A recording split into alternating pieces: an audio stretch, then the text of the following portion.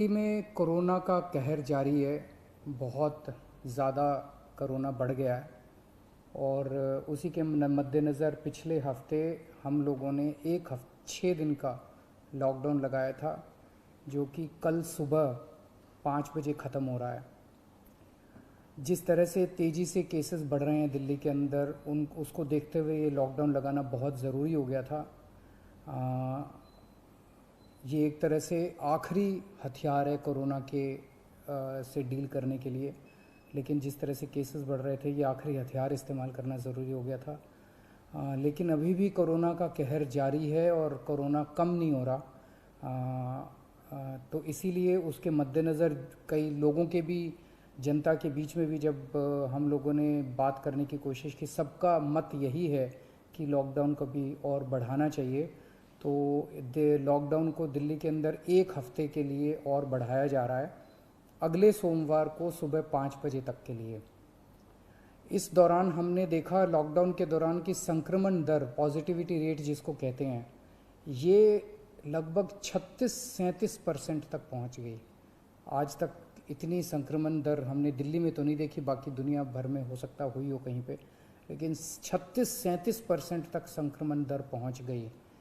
पिछले 1-2 दिन से थोड़ी सी कम हुई है, आज 30 के नीचे आई है, 29 पॉइंट कुछ आई है। मैं ये नहीं कह रहा कि कोरोना ख़त्म होने की दिशा में जा रहा है, लेकिन ये अभी तथ्य हैं, अभी और कुछ दिन देखना पड़ेगा। हो सकता है बढ़ जाए, हो सकता है कम हो, लेकिन हम भगवान से प्रार्थना करते हैं कि कोरोना से हम लोगों को मुक्ति मिले।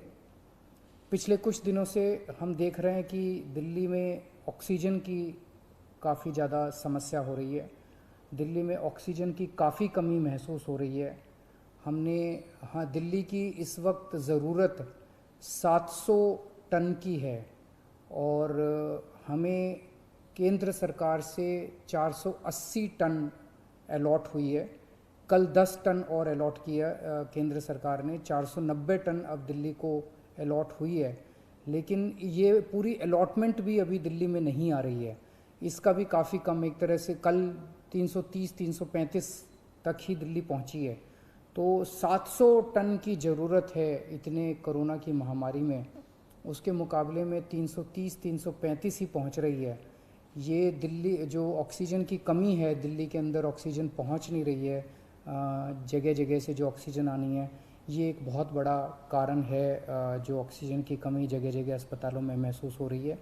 लेकिन हमारे ऑफिसर्स, हमारे सभी मंत्रीगण, हमारे सभी लोग रात रात भर पिछले कुछ दिनों में, जब से ऑक्सीजन की कमी हुई है, एक एक अस्पताल जहाँ जहाँ कमी है वहाँ सप्लायर से, मैन्युफैक्चरर से, ट्रक ड्राइवर से जो लेके आ रहा है, उससे फ़ोन कर करके कोशिश कर रहे हैं कि समय पे अस्पताल में पहुँचे। मैं ये नहीं कहूँगा कि सारी कोशिशें कामयाब रही, कई जगह फेल भी हुए हम लोग, और कई जगह हम समय पे ऑक्सीजन पहुंचाने में हमारी टीम कामयाब भी हुई। तो सबसे पहले तो मैं उनको जो रात रात भर काम करके और अस्पतालों तक ऑक्सीजन पहुंचाने की जो लोग भी कोशिश कर रहे हैं, उन सबका मैं धन्यवाद करना चाहता हूं कि इतने मुश्किल समय में इतनी मेहनत कर रहे हैं। क्योंकि ऑक्सीजन इतनी इस वक्त कीमती है, इतनी कम है, तो उसका मैनेजमेंट करना बहुत ज़रूरी है। तो उसको मैनेजमेंट करने के लिए भी अब कल से ठोस कदम उठाना चालू किया। हमने एक वो पोर्टल टाइप बनाया है और ऑर्डर जारी कर दिए गए हैं, जिसमें हर 2-2 घंटे में मैन्युफैक्चरर से लेके और अस्पताल तक, एंड यूज़र तक, हर एक को 2-2 घंटे के अंदर अपनी ऑक्सीजन की पोजीशन बतानी पड़ेगी।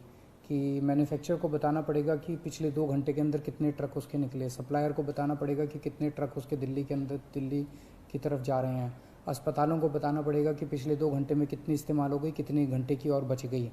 ये सारी चीज़ें ताकि दिल्ली सरकार को पता रहे कि कहाँ कमी आने वाली है।